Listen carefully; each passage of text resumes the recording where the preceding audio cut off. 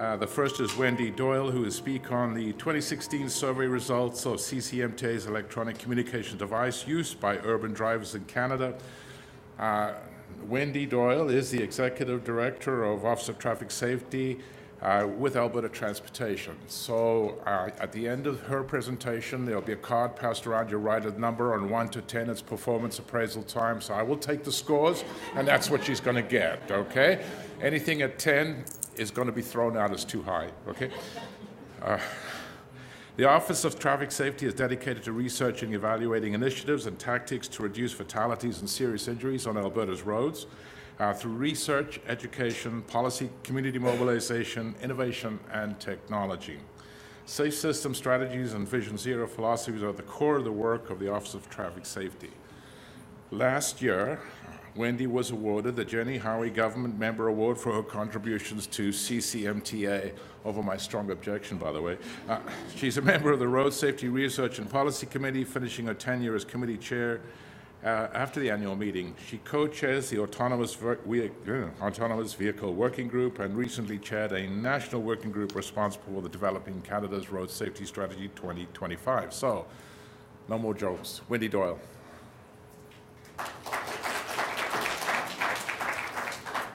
Thank you, Sean. As always, flattering. All right, so if anyone has a drink in their hand, you can turn this into a bit of a drinking game for how many times I say ECD during this presentation. So the background of this is CCMTA does observational surveys to determine at any given time what types of behaviors we're seeing in the driving environment. One of those issues is distraction, and so CCMTA commissioned a survey to see how much of the driving public is actually using these devices. So what I'm going to share with you today is a little bit about the background and the pilot studies that were used to determine how the feasibility of the survey, some information on the methods of how the survey was conducted, talk a little bit about the key findings, and then a summary of what that data tells us. So why conduct the survey? I think that's kind of self-explanatory, but the goal of conducting the survey was to provide current information on ECD use by drivers. So the last observational survey of drivers was done in 2012 for an urban setting and 2013 for a rural setting. At that time, in 2012-2013, 4.4% of drivers stopped at intersections were using a device, and 4.6% in urban and rural settings for 2013. So we wanted to see if there has been a shift for the better or for the worse since 2012-2013. We also wanted to determine if there was a change from the previous survey, and also because we haven't actually looked at observational surveys for seatbelt use since 2010, and so we wanted to see if there was an opportunity for us to take a look at seatbelt use at the same time. So in order to determine what we were able to capture, 5 different pilot studies were completed. So the purpose of that is to determine methods of moving forward and to improve our knowledge base. So the first pilot study was to determine whether one observer would be able to collect all the data required given that seatbelt use by front seat occupants was being added to the survey. So in 2012-2013, as I mentioned, they weren't looking at seatbelt use, so we wanted to see if one observer could actually look for seatbelt use for the front passengers as well as determine if they are on their ECD.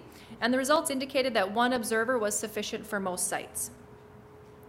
The second study was to determine if there is a difference in drivers using ECDs between vehicles stopped at intersections and those traveling mid-block, and also to see if these results differed from region to region.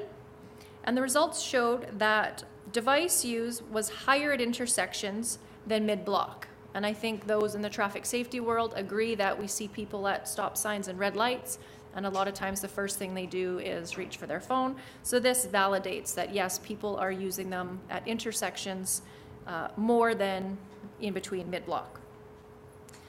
The third pilot study was to determine whether or not ECD usage on highways was different than on city streets. So we wanted to know if there was a difference, and the results indicated that device use was higher on urban streets than on highways. So 6.4% on urban streets versus 1.6% on highways. And the use was higher on urban highways than on rural highways. So again, I think that validates some common sense thinking that higher speeds, people are probably using their devices later. When the speeds are lower, people maybe believe that it's a little bit safer to grab their cell phones. Pilot study 4 was to determine if texting can be reliably observed as distinct from talking or typing an email.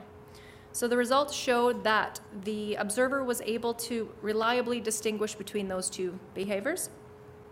And finally, the fifth study was to determine whether or not it was possible to distinguish between somebody using a CB radio, a citizen band radio that you would see in a commercial vehicle, as separate from an electronic communication device.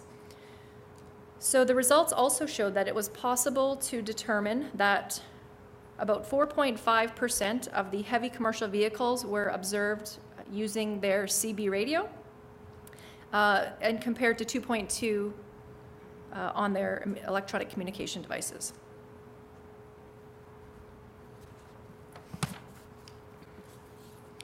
So how did they do it? So they chose 294 sites across the country. In an urban setting, they classified that as anything over 10,000 for population. They watched over 82,000 drivers stopped at red lights or stop signs, and this was across the country. And it was all done in a span of 2 weeks. So between September 19th and October 2nd this past year, that's when the survey was actually conducted.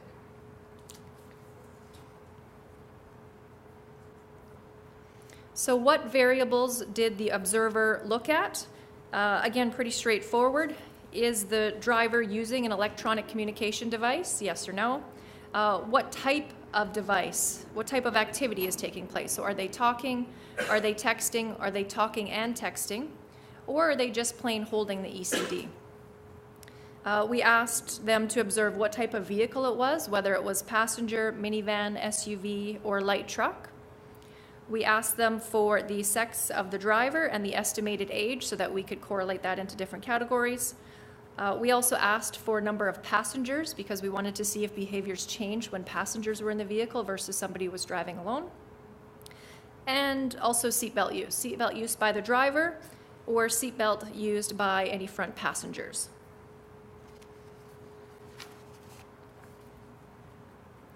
So into the results. So if we look across the country, one stands out substantially. I won't point any fingers if there's any of our friends in here from there. But this slide shows overall graphically for each jurisdiction as well as a national average. The national average is 8% of electronic communications device use in Canada. You can see Newfoundland came in at 7.7%, Prince Edward Island came in at 32.9%, Ontario 12.1%, and then the rest are kind of in and around that 5 to 7% range. So interesting to see that overall it's pretty similar except for that one outlier.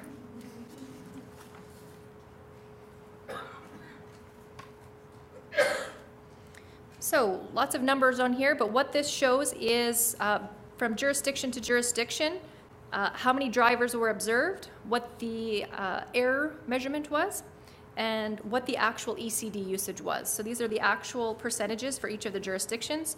As I mentioned, our friends in PEI had a spike at almost 33% use, and as low as 3.5% was the lowest, and that was in BC and Yukon. So I'll give you a second to find your jurisdiction on there and judge appropriately.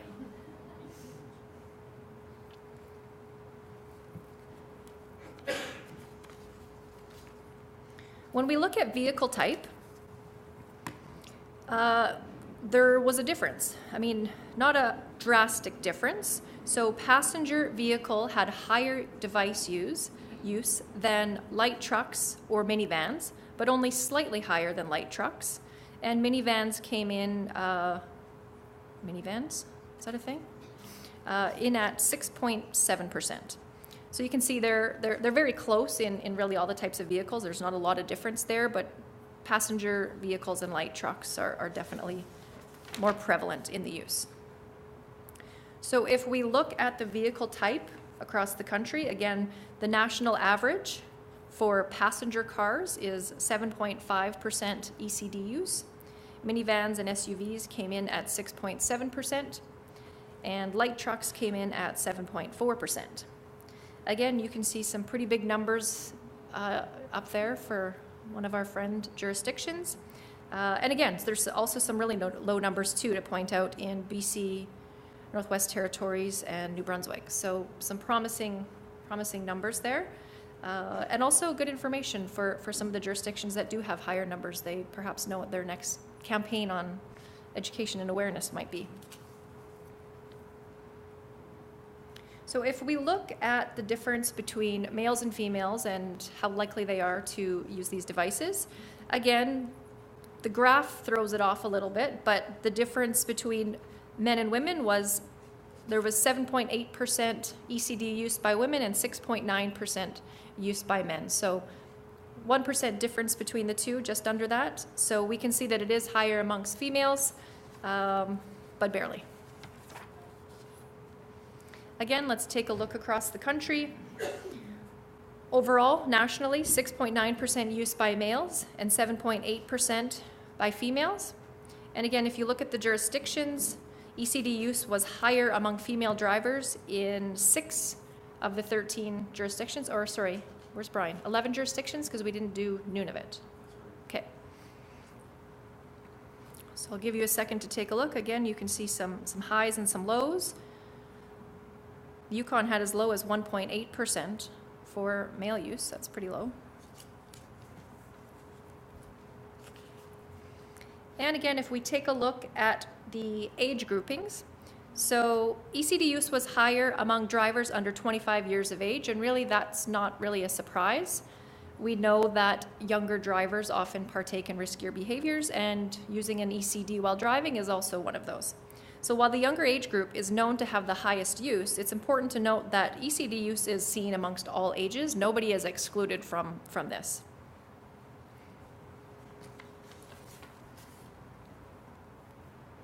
So again, if we take a look across the country and we look at ECD use by age, nationally, under 25 has quite a high rate of use, 12.7% for people under the age of 25.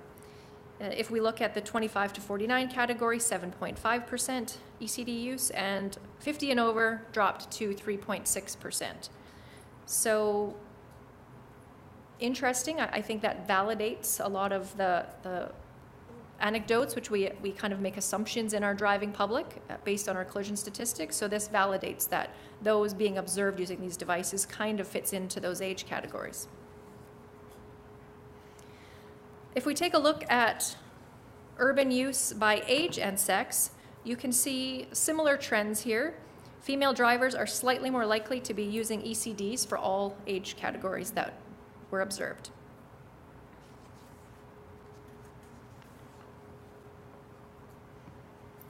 So I mentioned that one of the pilots was to see if behavior changed if somebody had passengers with them.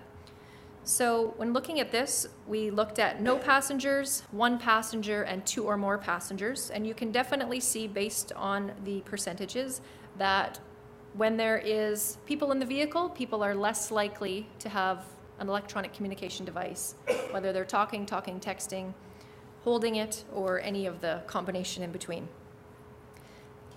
Again, I think this validates some of our assumptions about choosing risky behaviors when there's other people watching you and judging you, or whether you just are choosing a safer behavior because of somebody else is with you, but good information. Again, taking a look across the country, nationally with no passengers, ECD use was 7.2%. When they had 1 passenger in the vehicle, a slight drop to 7.1%, and 2 or more passengers was 6.8%. 6.8% nationally. Now, if you look into the jurisdictional numbers, there's a lot more change. You can see the change from no passengers to 2 or more passengers and how those drop. Sorry, PEI, but you have pretty high numbers here again, regardless of the number of passengers. But again, you can see BC has pretty amazing numbers. Any BC colleagues in here? Oh, yeah. Here we are. Yeah, good job. 1.6, 2 or more passengers. So there's some good numbers. Again, I'll give you a second to find your jurisdiction, judge away.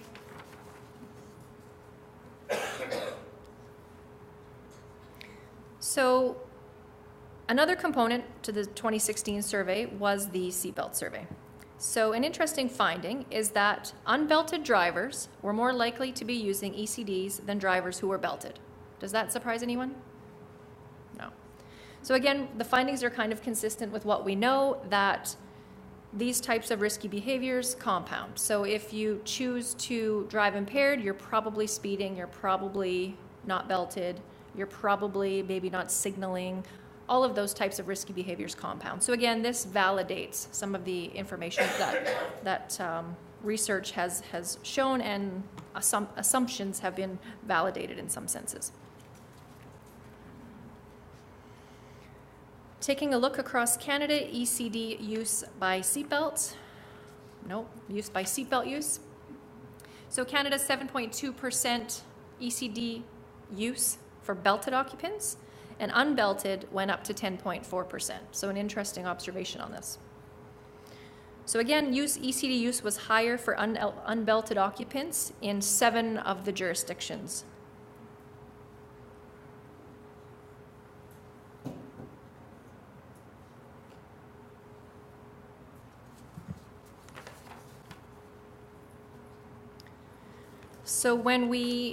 So as technology changes, we had to adapt the observations we made in our research.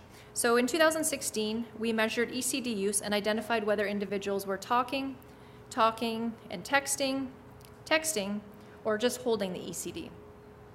So this differed from the 2012-2013 survey, as we did not observe holding an ECD. So the hands-free, where someone's just holding it and talking away. And again, talking on the device was the most commonly observed, followed closely by texting and typing.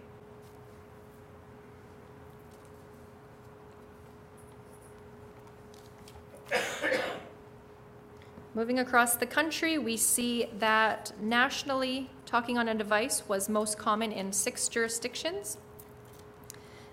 For talking, 3.2% ECD use for talking, 2.6% ECD usage for texting, 0.5% for talking and texting nationally, and 1% for holding the electronic communications device.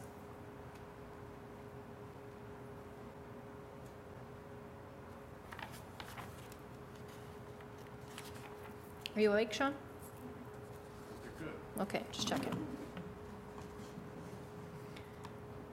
So looking at trends in the type of ECD use by drivers. So as noted previously, as technology has changed, we've had to adapt the observations. So if we look from the 2010, 2012, and 2016 data, you can see that in 2010, ECD use was pretty prevalent. In 2012, where quite a few jurisdictions at that point in time had put in new or higher sanctions, so we see behavior changing where there's less use across the country.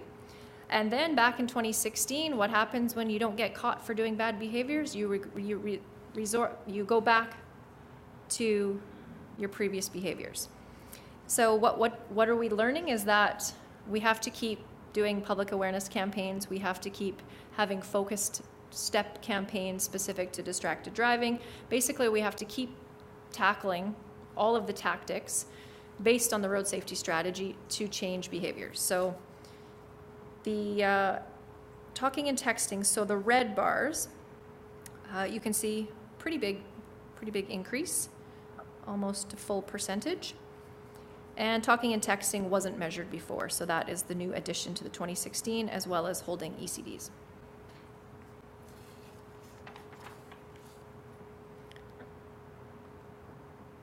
Seatbelt use. So this slide shows seatbelt use by front seat occupants. Nationally, 97.5% compliance. That's really good. And Atlantic provinces, seatbelt use varied from a low of 83.1% to a high of 99%. So pretty high compliance rates overall, with a national average of 97.5 compliance rate for those in the front seat. So if we look at the difference between men and women, again, not a big difference. Women are slightly more compliant with seatbelts, but slightly less with ECDs. And if we look at the age categories, seatbelt use is pretty high amongst all three categories, above 97%. We can see that the 25 to 49-year-olds are buckling up more often than our younger drivers. So interesting to think that most of us have grown up with kids in baby seats and all of that. And so it's interesting to see why our younger drivers are choosing not to buckle up. So it makes you wonder if it's just a result of young drivers taking on risky behaviors, or is it because we don't really talk about seatbelts anymore? It's kind of a given. And perhaps, it shows for some of our programs that maybe we have to not let our guard down on some of these items.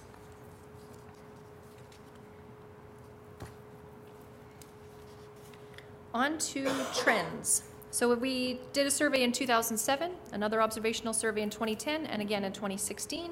And exactly what you want to happen in our business is that more people are buckling up.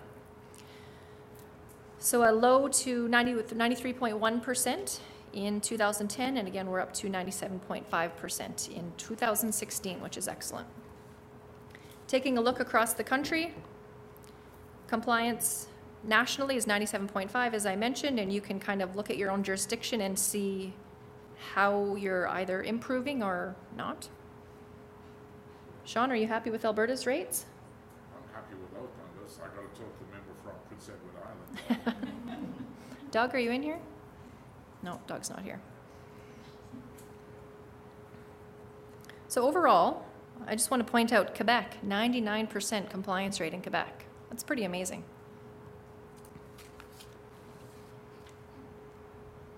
Okay, summary.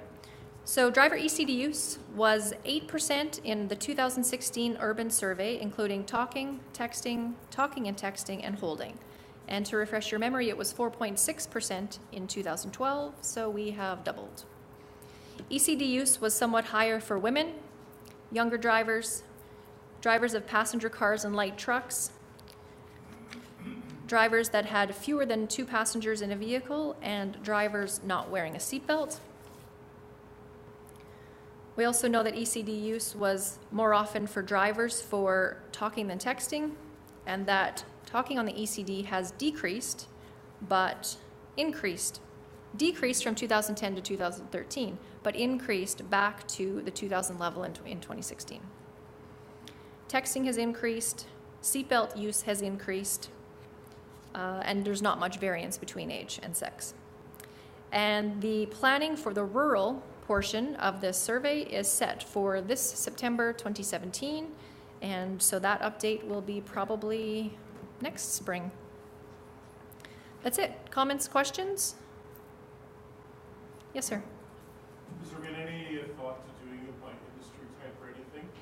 So I found when I was in the oil field, we had a very unacceptably high seatbelt, lack of seatbelt use, probably in comparison to other industries where the compliance rate was a lot higher. I was shocked that when we put the monitors in the vehicles, we could determine who was wearing a seatbelt and who wasn't, how many people actually weren't wearing them. So it was a bit alarming. And I don't want to point fingers at the oil field, but it is what it is. So you're suggesting a pilot for industry, so logging, farming, that type of? I just observed that. Okay. And I know what the stats were. It was just kind of an interesting statistic. Okay, thank you. Hey, Wendy, Do you want to take the mic? just so everyone can hear me, I guess. I'm curious if there was anything set aside for any of the campaigns that were happening during the time of the survey. I know Alberta did have the Crotches Kill campaign, and memory serves it was close to when the survey happened, but I'm wrong more often than not. So. You're testing my memory. I mean, I don't think Brian would have to help me out on that, but I don't think they took into account any of the other outlying factors that may impact the behavioral change. The biggest thing they took a look at was that they knew that several of the jurisdictions had done legislative changes, whether by adding demerits or actually changing how comprehensive their distracted driving legislation was. So that was definitely prevalent in that 2012, 2013. But the campaigns, I don't believe we accounted for any of that in the data. Did you want to add something, Brian? Brian's one of the researchers. He was just, are you going to supplement? BC could confirm this, but I believe that they did have a campaign last September while the survey was being done, which may account for their low numbers. Oh, okay. I think she's... Yes, we did. I think Maxime, and then we'll come up here, Renaud. The result on ACD used by more often by drivers for talking than texting. Do you have the result by age? Because it seems that young people are more texting than talking with the cell phones. Yeah. Would be interesting. There is a comprehensive report. We just kind of picked out some of the higher level topics. Are we going to post the report, Brian? Once it's approved. Okay, so the board has to approve it. So once the board approves, the comprehensive report will be posted on CCMTA's website, and you'll be able to get all of the nuances between that. Thanks, Maxime. Going back to 2007, was every jurisdiction having legislation in place in regards to ECD? I think there was still jurisdictions who did not have legislation in 2007. I don't know which ones, though. It would have an impact, you're right. Absolutely. One up here? I think Renaud right here up front. Thank you. Good presentation. One is a clarification. The other one is more of a question. Clarifying, when the observers say they're talking on an ECD, that is if they're holding it, right? It's not if they're just talking hands-free? I don't know. Brian? Okay.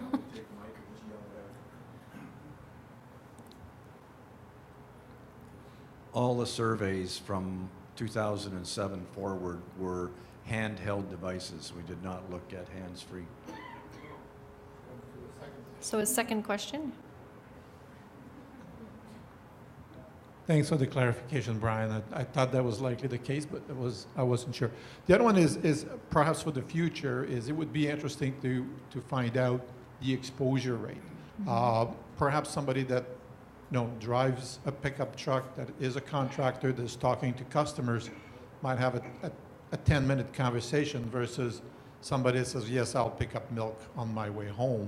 Mm-hmm. And obviously exposure goes to the risk factor, because the more involved you are in that conversation and the more demanding it is, the more you're at risk. But I mean, that's beyond this particular study, unfortunately. It would be. It poses an interesting research question, but I don't know how we would gather that type of data aside from getting into... I'm going to charge you 2 minutes overtime. I just had one question on the PEI numbers. Where are you going? Oh, there you are. Yep. From an urban setting, could the numbers have been higher because they had less roadways that allowed for higher speeds? Possibly. But I mean, they were in jurisdictions over 10,000 people, so the road setting should have been similar. And I know that Brian questioned the numbers because they're such an outlier, and the data is pretty sound. They went back and looked at it, and yeah. So I mean, there's a huge possibility that there's something that impacted that, but I don't know if we have any assumptions or anything from the research. No. All right. Thank you very much. Thank you, Wendy.